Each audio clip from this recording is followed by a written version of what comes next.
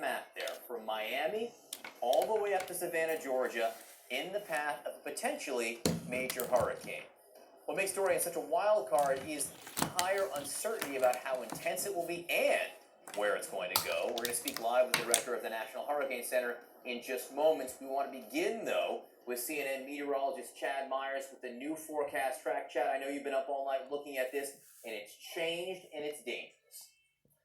It has changed, John, and we talk about the weather models, the American model and the European model, and how one does better than the other, but they both have been junk.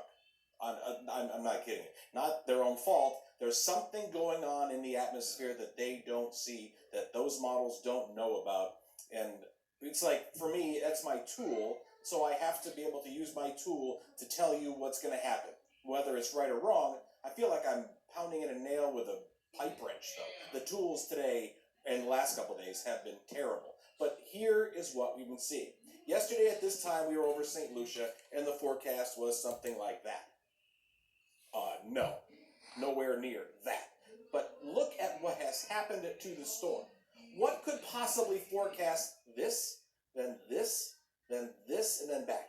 There was a time yesterday, somewhere around 8 o'clock in the morning, where the Hurricane Hunter aircraft couldn't even find the center because it wasn't where they expected it to be. They were 15 or so miles away from it, trying to find it. So where does it go from here? Right over St. Croix, right over the Acres, right over the eastern part of San Juan, with winds probably in the 60.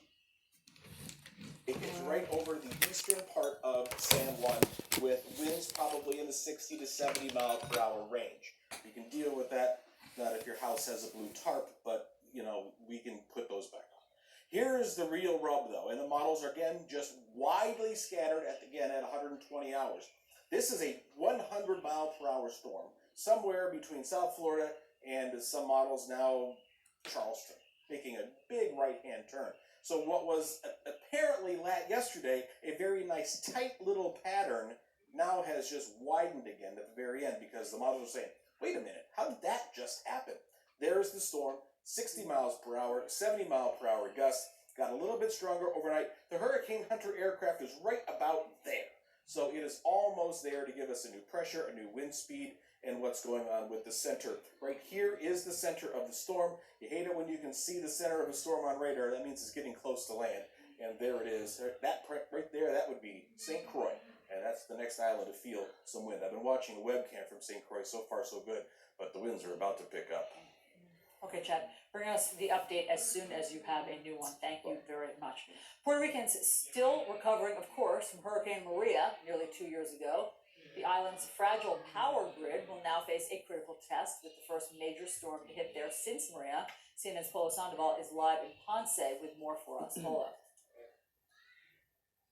Alison, it does look quite picturesque here right now in Ponce, Puerto Rico, but I can tell you that things will certainly change later today. Many of the residents here in Puerto Rico are waking up to this news that the storm has essentially shifted tracks, and now, of course, the concern is that they could feel a more direct effect by Dorian, particularly in the next coming hours, and that is extremely worrying for many who are still recovering from Maria. There are still blue tarps on some homes, and then when you hear some of those stories from 2 years ago, many people were in the dark for many months, and as you correctly point out, this will be the first real test after some of those repairs, after millions of dollars were put into that system to get people back online. The result now is that state of emergency that's in place across the island here, with hundreds of shelters opening their doors for anybody who's living in any places that are identified as vulnerable. And it's not just the power grid, but also the risk that comes from heavy rain, also potential mudslides in some of those mountainous areas. And as for non-essential government employees here on the island, they've been told to stay home. Children too, John and Allison. There is no school on the island today. All right, Polo Sandoval for us in Puerto Rico. Polo, thank you very much. As you said, going to get worse there over the next several hours. Joining me now from Miami is Ken Graham, the director of the National Hurricane Center. Ken, thank you so much for being with us. The guidance shifted overnight and created a whole range of new concerns and new dangers. Please explain. I tell you, when they're weak like they were yesterday, and you're trying to find a center, the center was jumping around on us. I mean, you get the aircraft out there where the center was supposed to be, found different places. When they're weak, when they're generating, that center bounces around. And what happens is when you find a new center, that can have big impacts on that track and where it goes down the road. And that's what happened overnight. You know, it's a different center, and the whole track shifted to the east. That means a little more warm water and a little bit more time over water to get further north and more time to strengthen. All right, talk to us about that. In a few hours, over Puerto Rico. How much over Puerto Rico remains to be seen. But then the open water and the new news overnight, Florida. All of it, from Miami up to Jacksonville, maybe even into Savannah, Georgia, could get hit by a Category 2 hurricane. And you have some concerns it could be even stronger. Why?